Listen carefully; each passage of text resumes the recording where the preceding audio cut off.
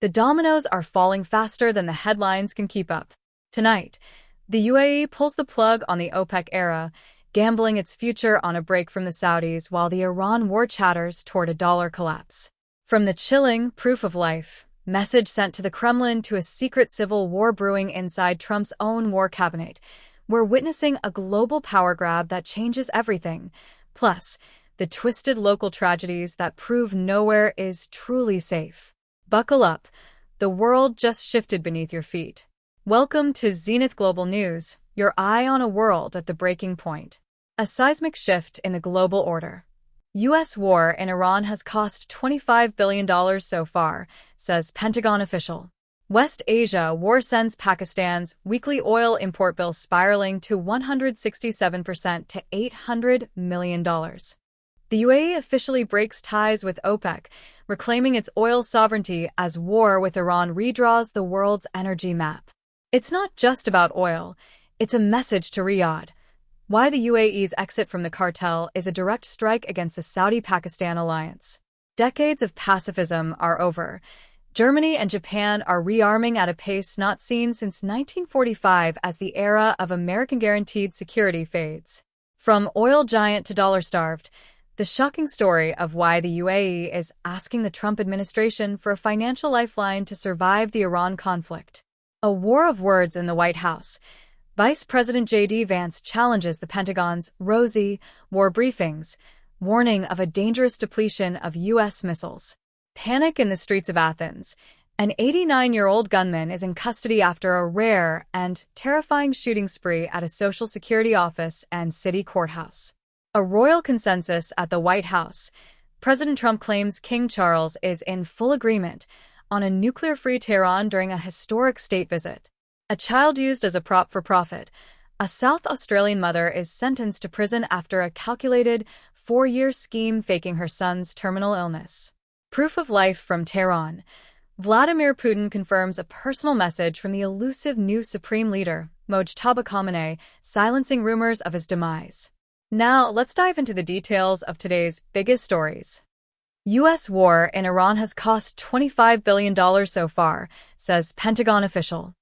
A major revelation from the Pentagon is fueling political firestorms in Washington today. For the first time, a senior U.S. official has confirmed that the ongoing war in Iran has cost the American taxpayer $25 billion to date. This staggering price tag was disclosed as Defense Secretary Pete Hegseth faced a grueling session before the House Armed Services Committee. While the Defense Secretary dismissed claims that the conflict has become a quagmire, Democratic lawmakers were quick to label the mission a political and economic disaster. They pointed to a sobering comparison from the United Nations, which noted that the $25 billion spent on this war could have funded a global humanitarian plan to save 87 million lives. The timing of this disclosure is critical. With midterm elections just 6 months away, the debate over war spending is becoming a central campaign issue. Critics argue that the $2 billion daily burn rate is driving domestic inflation, while the administration maintains that the funding is essential for national security. As Secretary Hegseth pushes for a $1.5 trillion defense budget, the battle over the true cost of this conflict both in dollars and human lives is only just beginning. West Asia war sends Pakistan's weekly oil import bill spiraling to 167% to $800 million. Pakistan is facing a severe economic shock as the escalating conflict in West Asia sends the country's energy costs into a tailspin.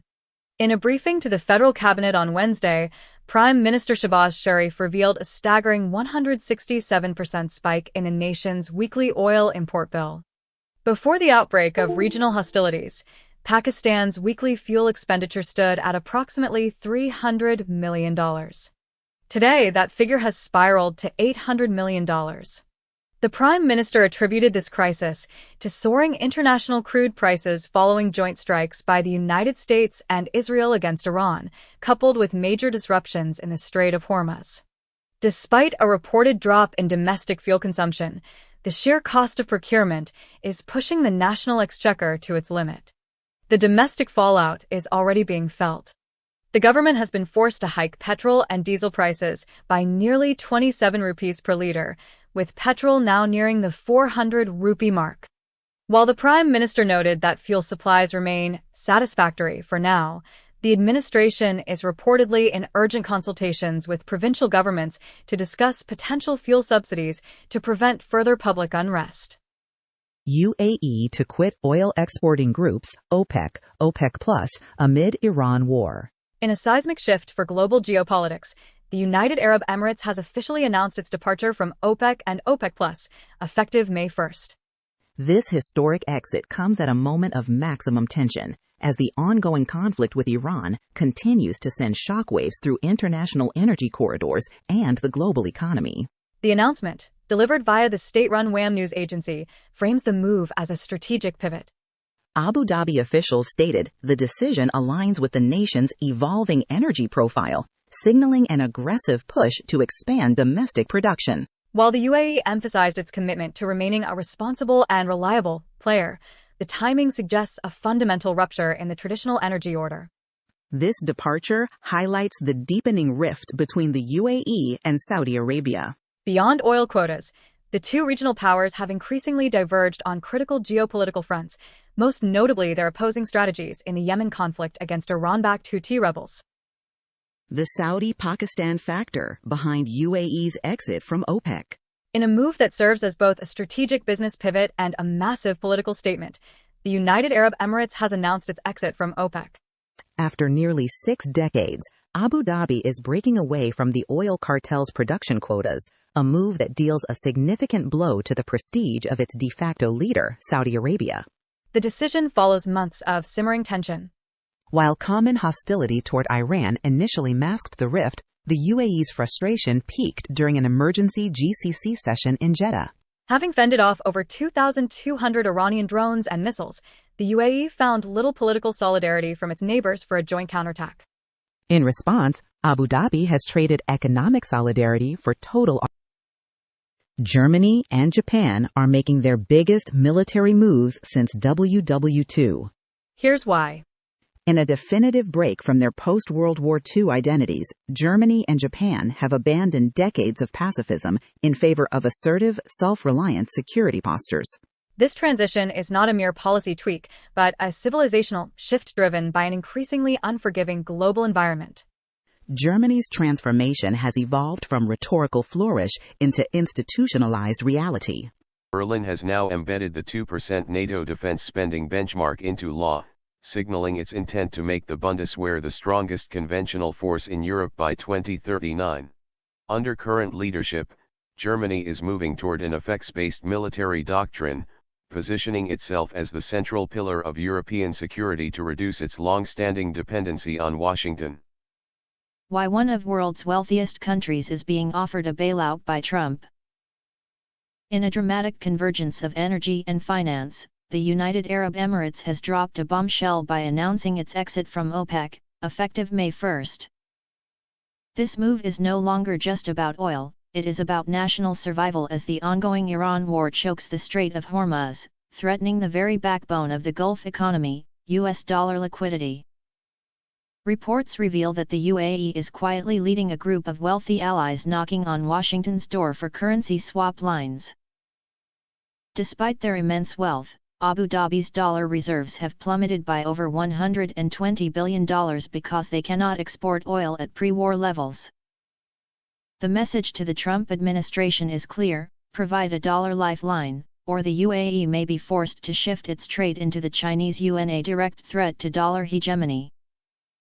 By leaving OPEC+, the UAE gains the agility to pump more oil on its own terms while simultaneously seeking a U.S. financial umbrella. However, the request is politically explosive in Washington. While Treasury Secretary Scott Bessent mulls the move to prevent a chaotic sell-off of U.S. assets, critics point to the blurring lines between state strategy and the Trump Organization's deep business ties in Dubai. As the Gulf faces an existential cash crunch, the world is watching to see if the U.S. will act as the world's financial safety net and at what price. J.D. Vance fears Pete Hegseth misleading Trump on Iran war.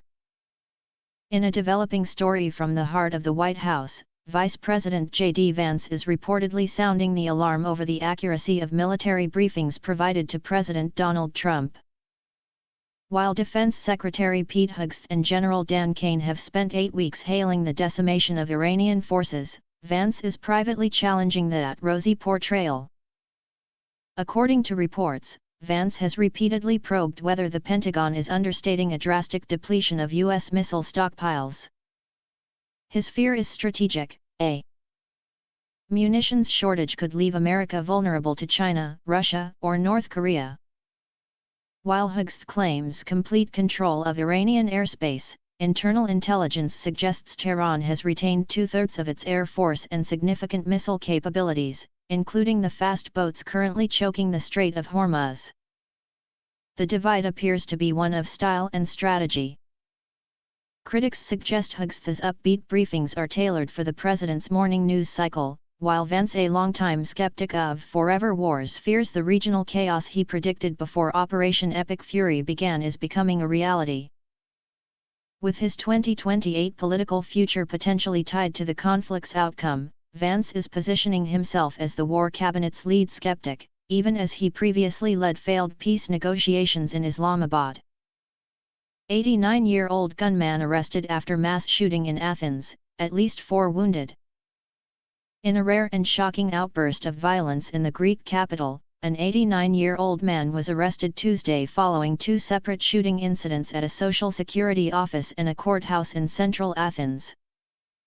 The elderly suspect, reportedly wearing a trench coat to conceal a shotgun, first targeted the National Social Security Fund offices in the Kerameikos area. According to officials, the gunman entered the 4th floor and shouted for an employee to duck before firing. One staff member was wounded in the leg. Police on the scene were forced to apply a tourniquet before the victim was rushed to the hospital. Shortly after fleeing the first scene, the gunman opened fire again on the ground floor of a court building in another part of the city. At least 3 female employees were wounded by ricocheting shotgun pellets. The motive remains under investigation, but witnesses reported that the suspect threw envelopes containing documents onto the courthouse floor just before firing, claiming the papers explained his actions. Greek authorities apprehended the suspect near the city of Petra, approximately 210 kilometers west of Athens, after a citywide manhunt. While firearm ownership is legal in Greece, it is strictly regulated, making such midday public shootings exceptionally rare in the country. Trump claims King agrees Iran shouldn't have nuclear weapon in White House banquet speech. In a high-profile address during a White House banquet, President Donald Trump asserted that King Charles III is in full agreement that Iran must never be allowed to obtain a nuclear weapon. The statement, delivered during the King's historic 2026 state visit to the United States, underscores the administration's efforts to project a unified Western front amidst the ongoing conflict in West Asia. The president's remarks highlight a strategic alignment between Washington and London at a critical juncture. Trump emphasized that the prevention of a nuclear-armed Tehran is a shared priority that transcends partisan lines and international borders.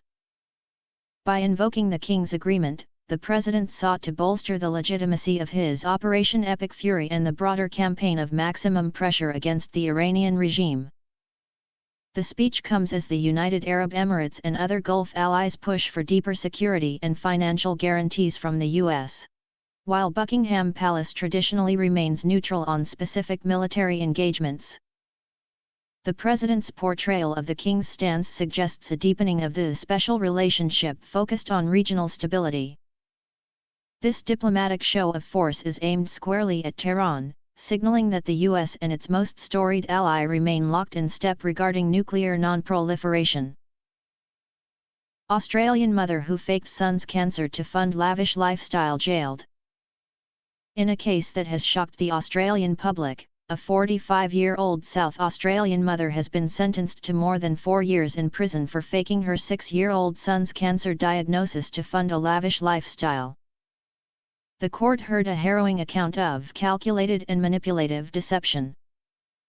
The woman shaved her son's head and eyebrows, forced him into a wheelchair, and administered unnecessary medication to simulate the effects of radiation treatment. This ruse, which began after a legitimate eye appointment, was used to trick her family, school community, and friends into donating thousands of dollars. The prosecution stated she used the funds to live like the rich and famous, treating her son as a prop. The defense cited a gambling addiction and a monumental lapse in judgment fueled by financial stress and a desire for luxury brands. While the woman's husband was initially a suspect, charges against him were dropped. In a heart-wrenching victim impact statement, he described himself as a pawn in a chess game and said his wife had destroyed their lives. The woman pleaded guilty to 10 counts of deception and 1 count of acts likely to cause harm. She was sentenced to 4 years and 3 months behind bars, with parole eligibility set for next April. In Putin's meet with Iran's Araghchi, mention of Mojtaba Khomeini's message. In a stunning revelation during talks with Iranian Foreign Minister Abbas Araghchi, Russian President Vladimir Putin confirmed receipt of a personal message from Tehran's supreme leader, Ayatollah Mojtaba Khomeini.